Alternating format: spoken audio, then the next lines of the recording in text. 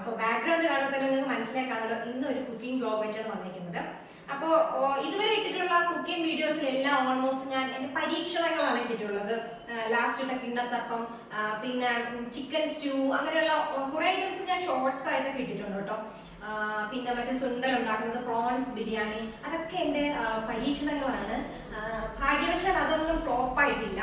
അപ്പോൾ പിന്നെ ഞാൻ രസങ്ങൾ ഉണ്ടാക്കുന്നത് അട്ടർ ഫ്ലോപ്പ് ആയിട്ടൊക്കെ മാറിയിട്ടുണ്ട്. അത് ഞാൻ ഷോർട്സിൽ ഇട്ടിട്ടുണ്ട്.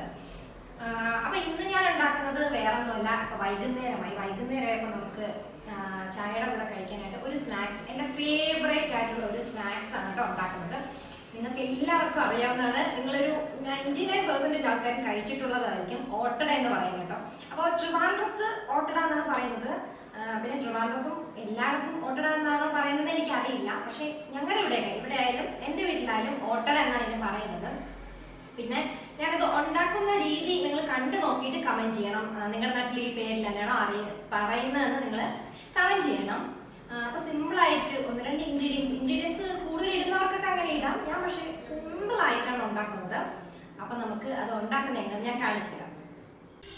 ഓക്കെ, അപ്പൊ നമുക്ക് ഓട്ടട ഉണ്ടാക്കാനുള്ള ഇൻഗ്രീഡിയൻസ് ഞാൻ നിങ്ങൾക്ക് കാണിച്ചു തരാം. ഇതാ, ഞാനിവിടെ ഗോതമ്പ് മാവാണ് എടുത്തിട്ടുള്ളത്. അരിമാവിൽ വേണമെങ്കിലും ഉണ്ടാക്കാം, മൈദ മാവിൽ ഉണ്ടാക്കുമെന്ന് എനിക്കറിയില്ല, ഞാൻ ട്രൈ ചെയ്തിട്ടില്ല. അരിമാവിൽ ഇങ്ങനെ ഉണ്ടാക്കി നോക്കിയിട്ടുണ്ട്, സംഗതി സക്സസ് ആണ്, നല്ല ടേസ്റ്റ് ആണ്. ഇന്ന് ഞാനിവിടെ ഗോതമ്പ് മാവാണ് എടുക്കുന്നത്. അപ്പൊ ഞാൻ ഒരു 3 ഓട്ടട ഉണ്ടാക്കാനുള്ള ഗോതമ്പ് മാവ് എടുത്തിട്ടുണ്ട്. പിന്നെ ഇത് തേങ്ങയും ശർക്കരയും ഞാൻ കുറച്ച് ഏലക്ക പൊടിയും കൂടെ ചേർത്ത് മിക്സ് ചെയ്ത് വച്ചേക്കുന്നതാണ്. നമ്മുടെ മധുരത്തിന് ശർക്കര വേണമെങ്കിൽ ഇടാം, പഞ്ചസാര വേണമെങ്കിൽ ഇടാം. ചില മറ്റേ കരിപ്പട്ടിയോ അങ്ങനെയൊക്കെ യൂസ് ചെയ്യുന്നവർ ഉണ്ടായിരിക്കാം. ഞാൻ പഞ്ചസാര യൂസ് ചെയ്തിട്ടുണ്ട്, ശർക്കരയും യൂസ് ചെയ്തിട്ടുണ്ട്, പക്ഷെ കരിപ്പട്ടി യൂസ് ചെയ്തിട്ടില്ല.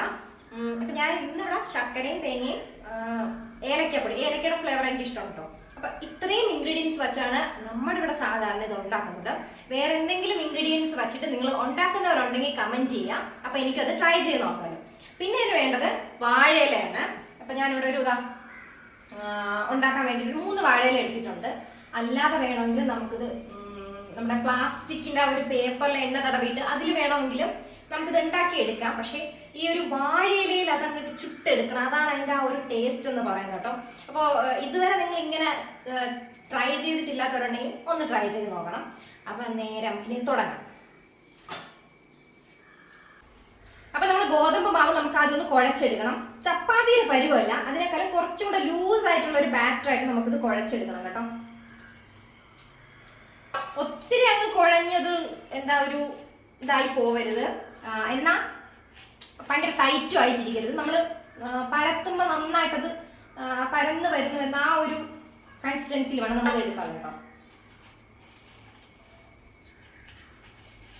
അപ്പൊ ഞാൻ ഇതിനെ വെള്ളമൊക്കെ ഒഴിച്ചൊന്ന് സെറ്റാക്കി എടുക്കട്ടെ, എന്നിട്ട് നമുക്ക് കാണാം. അങ്ങനെ നമ്മുടെ മാവിന് ഓട്ടടയ്ക്ക് വേണ്ടിയിട്ടുള്ള ഇത് ഞാൻ 3 എണ്ണത്തിന് വേണ്ടിയിട്ടുള്ളത് ഇങ്ങനെ കുഴച്ചെടുത്തിട്ടുണ്ട് കേട്ടോ. ചപ്പാത്തിക്കാരും കുറച്ചും കൂടെ ലൂസ് ആയിട്ടുള്ളൊരു ബാറ്ററിലിരിക്കണം. ഇനി നമുക്കിതിൽ ഓരോ വാഴയിലും നമുക്കിത് പരത്തിയെടുക്കാം. അപ്പോൾ വാഴയിലയിൽ ഒട്ടിപ്പിടിക്കാതിരിക്കാനായിട്ട് ഞാൻ കുറച്ച് എണ്ണ തടവി വെച്ചിട്ടുണ്ട്. ഇനി നമുക്കിത് ഓരോന്നായിട്ട് ഇതിൽ പരത്തിയെടുക്കാം. ഞാൻ ഫസ്റ്റത്തെ പരത്തിയെടുക്കണം കേട്ടോ. ലൂസ് ആയിട്ടിരിക്കണം, എങ്കിലും നമുക്ക് നന്നായിട്ട് പരത്തിയെടുക്കാൻ പറ്റുള്ളൂ. നമ്മൾ ഇടയ്ക്കിടയ്ക്കൊക്കെ വെള്ളത്തിൽ തൊട്ടിട്ട് ഇങ്ങനെ ആക്കുമ്പോൾ പെട്ടെന്നായി വരും കേട്ടോ. കണ്ടോ, പെട്ടെന്ന് ഇങ്ങനെ പരന്ന് വരും.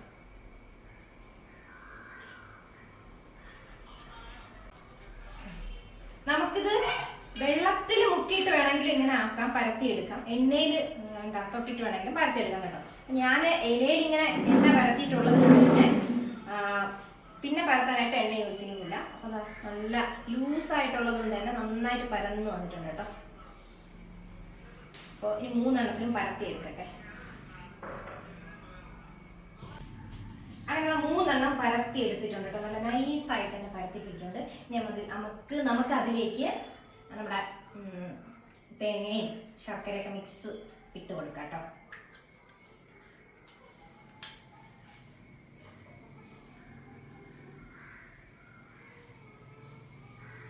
ഇതിൽ വേറെ പഴമൊന്നും ഇവിടെ വയ്ക്കാറില്ല കേട്ടോ. അപ്പൊ പഴമൊക്കെ ഇലയപ്പം ഉണ്ടാക്കുമ്പോൾ അതിൽ വെക്കാറുണ്ട്. അല്ലാതെ ഓട്ടട ഉണ്ടാക്കുമ്പോൾ ഒരു പഴം വെക്കാറില്ല. ഇലയപ്പത്തിന് അവില് അതൊക്കെ വെക്കും കേട്ടോ.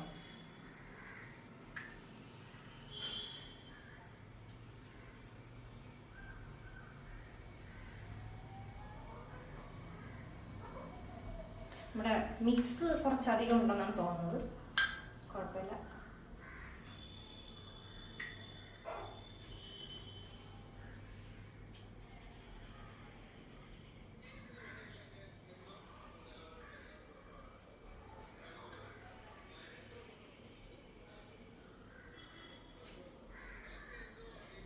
ഇത്ര മിക്സും ബാക്കി വന്നു കേട്ടോ. എല്ലാത്തിലും ഓൾമോസ്റ്റ് ഫില്ല് ചെയ്ത് നമുക്കങ്ങ് വയ്ക്കാം. അപ്പൊ നമ്മൾ ഫില്ലിങ്സ് ഒക്കെ വെച്ചത് സെറ്റ് ആക്കിയിട്ടുണ്ട്. ഇനി നമുക്കിങ്ങനെ മടക്കിയെടുക്കാം കേട്ടോ. പച്ച വാഴയില തന്നെ എടുക്കണം, വാട്ടിയതൊന്നും എടുക്കരുത്. അപ്പൊ കറക്റ്റ് ഇങ്ങനെ ആക്കി എടുത്തിട്ടുണ്ട്. ഇനി നമുക്ക് നേരെ കല്ലിലേക്ക് ഇടാം.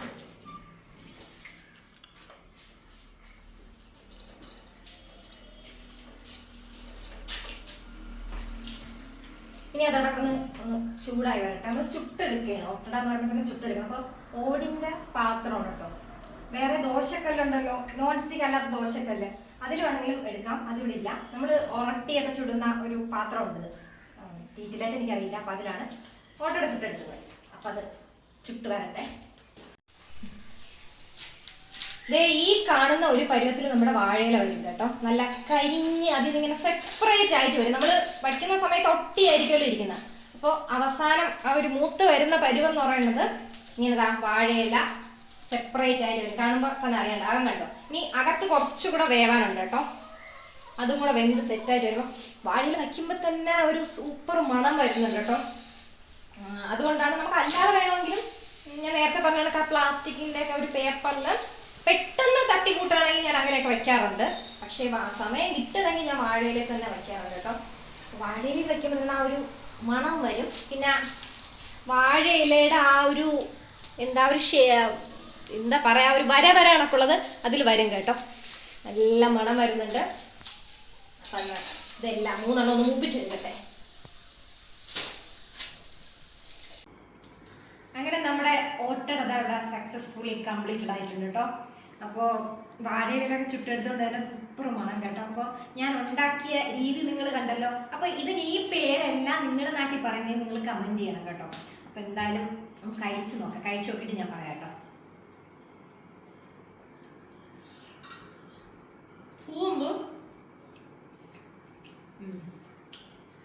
എന്തും ഉണ്ടാക്കുന്ന പോലെ തന്നെ ഈ ഒരു സാധനം ഉണ്ടാക്കി ഇന്നുവരെ ഫ്ലോപ്പായിട്ടില്ല. കാരണം എനിക്ക് അത്രയും ഫേവറേറ്റ് ആയിട്ടുള്ളൊരു സാധനമാണ്.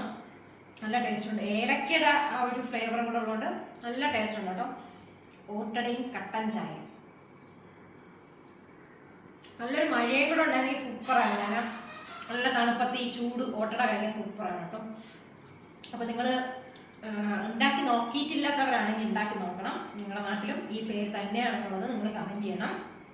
വേറെ ഏതെങ്കിലും രീതിയിലാണ് നിങ്ങൾ ഉണ്ടാക്കുന്നതെങ്കിൽ അതുകൂടെ കമൻറ്റ് ചെയ്യണം. അപ്പോൾ എല്ലാവർക്കും ഈ വീഡിയോ ഇഷ്ടപ്പെട്ടെന്ന് വിചാരിക്കുന്നു. പുതിയൊരു നല്ല വീഡിയോ നമുക്ക് വീണ്ടും കാണാം. അതുവരെയും ടാറ്റാ ബൈ ബൈ.